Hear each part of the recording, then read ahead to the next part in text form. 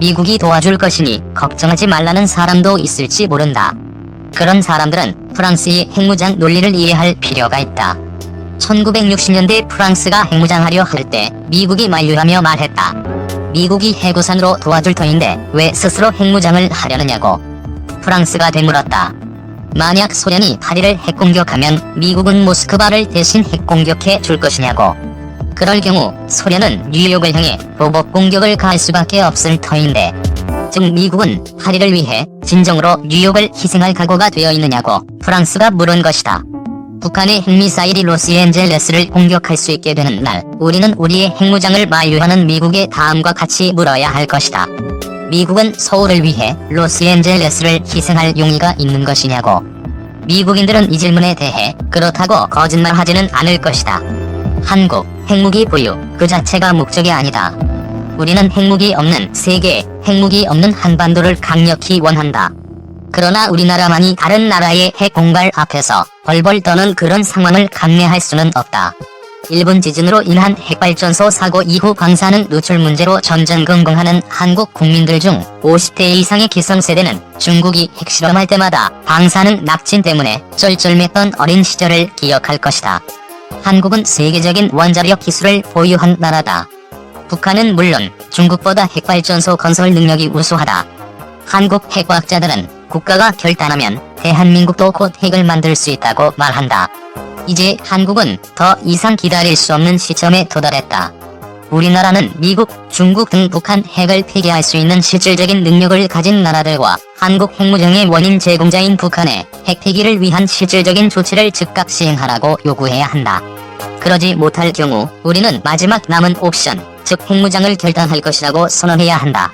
물론 이 선언에 앞서 우리나라는 미국, 중국, 일본, 러시아 등 관련국들과 충분히 협의해야 하며, 대한민국의 핵무장은 국가 안보를 위해 결단할 수밖에 없는 마지막 정책 합리적 접근이었다는 우리의 입장을 분명히 인식시켜야 한다. 유튜브 채널 KRTV 뉴스. 본 포스팅이 도움이 되셨다면 구독과 댓글 요관심 표현해주세요. 도널드 트럼프 미 대통령이 11일 중국의 공세에 대응한 한국과 일본, 대만의 핵무장 필요성과 관련한 질문에 앞으로 2달간의 주요한 논의 주제라고 말했다. 그는 이날 MSNBC 라디오 프로그램 휴잇쇼 인터뷰에서 중국의 코로나와 관련한 무모함과 공격성을 고려할 때 일본과 한국 심지어 대만이 핵무장이나 극초음속 미사일 역량을 추구해야 하느냐란 질문에 나는 어떤 것도 말하지 않겠다면서도 그러나 그것이 문제를 일으킬 수 있다고 말하겠다. 향후 2달간 우리의 주요 논의 주제라고 했다. 이어 아주 주요한 논의 주제가 될 것이라고 말하겠다고 재차 강조했다. 그가 주요한 논의 주제라고 한 것이 중국의 공세에 대한 것인지 한일 대만의 핵무장을 언급한 것인지는 명확하지 않다. 그러나 어떤 것도 말하지 않겠다며 모호하게 말하면서도 여지를 남긴 것을 감안하면 트럼프 대통령이 향후 대선 과정에서 한일 핵무장 가능성을 띄워 중국을 압박할 수 있다는 관측도 나온다. 트럼프 대통령이 11일 중국의 위협에 맞선 한일 대만의 핵무장 가능성이 두루뭉술하지만 주요한 논의 주제라고 한 것은 그의 머릿속에 대중 압박용 카드로 한일 핵무장이 남아있기 때문일 수 있다. 실제 그는 대선 후보 시절인 2016년 3월 뉴욕타임스 인터뷰에서 한국과 일본의 핵무장 허용 가능성에 대한 질문을 받고 미국이 만약 지금처럼 약한 모습을 계속 보인다면 한국과 일본은 어쨌든 핵무장을 하려고 들 것이라며, 한일이 핵위협을 느낀다면 가져도 나쁘지는 않을 것이라고 말했다. 그는 같은 달 CNN 주최 타운홀 미팅에서도 북한도, 파키스탄도, 중국도 핵무기를 갖고 있고 이란도 10년 이내에 가질 것이라며, 일정 시점에서 일본과 한국이 북한에 맞서 자신들을 스스로 보호할 수 있다면 미국의 형편이 더 나아질 것이라고 했다. 이를 볼 때 트럼프 대통령이 오는 11월 대선을 앞두고 지난 대선 때처럼 한일 핵무장 가능성을 언급해 중국을 압박하고 핵 문제를 이슈화하려 할 개연성이 있다는 관측이 나온다. 트럼프는 11일 폭스 스포츠 라디오 방송 인터뷰에서 중국과의 관계에 대해 나는 시진핑 주석과 훌륭한 관계를 갖고 있었다며, 그러나 이제 똑같게 느끼지 않는다. 나는 그와 오랫동안 이야기를 나누지 않았다고 했다. 물론 지금으로선 트럼프가 실제 한일 핵무장을 용인하거나 추진할 가능성은 그리 높지 않다. 그는 2016년 대선 과정에서 한일 핵무장 가능성을 공개적으로 언급해놓고도 그해 11월 대선에서 승리한 직후 트위터에 나는 더 많은 나라가 핵을 보유해야 한다고 말한 적이 없다고 적었다. 미국이 수십 년간 유지해온 비확산 정책을 마음대로 폐기할 수 없고 공화당 내부에서조차 반발이 심했기 때문이다.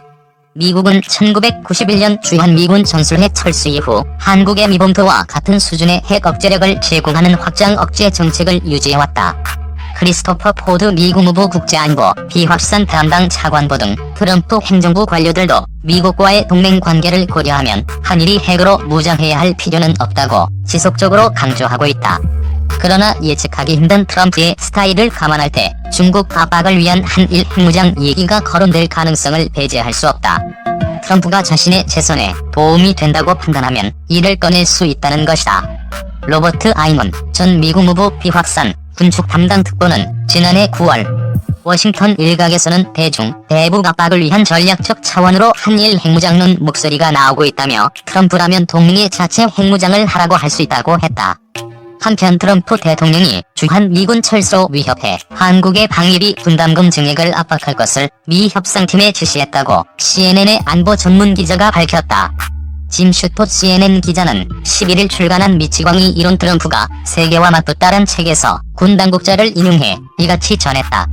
군 당국자가 트럼프 대통령이 한국을 위협해 방위비를 더 얻어낼 것을 지시했다고 말했다는 것이다. 이에 백악관 국가안보회의는 협상팀에 트럼프 대통령이 한국에서 일부 미군 철수를 지시할 수 있다고 한국 측에 암시할 것을 요구하기도 했다고 한다. 슈터 기자는 트럼프가 한국의 방위비 분담금을 5배로 늘려야 한다고 요구했고 실제 방위비 협상에서 한국 관리들이 머뭇거리자 미국 관리들이 걸어나왔다고 했다. 미 차세대 장거리 타격 역량 핵심 동맹과 공유 이미 논의 시작. 미국은 러시아와 중국과의 대결을 염두에 둔 국방 전략으로 전환하면서 특히 장거리 고정밀 타격 역량 확보를 최우선 목표로 추진하고 있습니다. 미 육군 고위 관계자는 조만간 동맹과 이 같은 역량을 공유할 것이라고 말했습니다. 김동현 기자가 취재했습니다. 미 육군의 차세대 장거리 고정밀 타격 무기 개발을 주도하고 있는 존 레퍼트리 중장은 24일 주요 전술과 작전, 전략 차원의 신형 무기들을 2023년에 실전 배치할 것이라고 밝혔습니다. 레퍼트리 중장 주요 장거리 타격 무기 2023년 실전 배치. 미국의 압도적 우위 확보 위한 시한 달성 매우 중요. 미 육군 미래사령부 이하 장거리 고정밀 타격 역량 다차원 기능 팀장인 레퍼트리 중장은 이날 헤리티지 재단이 주최한 세미나에서 중국과 러시아와의 초경쟁 국면에서 목표 시한을 맞추는 것이 매우 중요하다고 강조했습니다. 이에 따라 전술 무기로는 차세대 사거리 연장 자주포, 작전 수준에서는 정밀 타격 미사일을 2023년에 실전 배치하는 것을 목표로 추진 중이며 전략 장거리포의 경우 연구를 가속화해 같은 해 첫 시연에 돌입할 계획이라는 설명입니다. 사거리 연장 자주포, 유효 사거리 최대 130km 사거리. 정밀 타격 미사일, 에이테킴스보다 200km 이상 사거리 연장. 미군의 차세대 사거리 연장 자주포는 유효 사거리가 70km이며 포탄의 종류에 따라서는 최대 130km까지 늘어날 수 있습니다. 이는 현재 운용 중인 M109A6 팔라딘 자주포의 최대 사거리 45km를 훨씬 웃도는 수치입니다. 특히 레퍼트리 중장은 한 개 사단의 사거리 연장 자주포 1개 대대를 배치할 계획이라며 향상된 사거리, 살상력, 발사 속도를 통해 미전투 여당이 직면할 수 있는 근접전 여건을 주도적으로 조성할 수 있도록 하기 위한 조치라고 말했습니다. 신형 전술 단거리 탄도미사일인 정밀 타격 미사일은 주한미군이 보유한 사거리 300km의 에이테킴스를 대체하기 위해 개발 중인 작전 무기로 500km 이상을 날아갈 수 있습니다. 특히 2025년에는 두 발의 미사일로 육지와 해상에 있는 적성국의 방공체계를 동시에 타격하는 기능을 도입할 계획이라고 레퍼트리 중장은 덧붙였습니다. 핵심 동맹들과 기술 공유 논의 중 2022년부터 가능. 사거리 1600km 이상 전략 장거리포 2023년에 첫 시연. 레퍼트리 중장은 일본과 북대서양조약기구 등 핵심 동맹들의 이 같은 기술을 공유할 의향이 있는지 묻는 질문에 이미 논의가 진행 중인 사안도 일부 있다며 미국은 당연히 이런 기술을 적절한 파트너와 공유하길 원한다고 말했습니다. 레퍼트리 중장은 우선 미 합동군 내 기술 수렴에 집중할 방침이라며 2022년부터는 동맹과의 제휴 가능성도 열어놓길 희망한다고 말했습니다.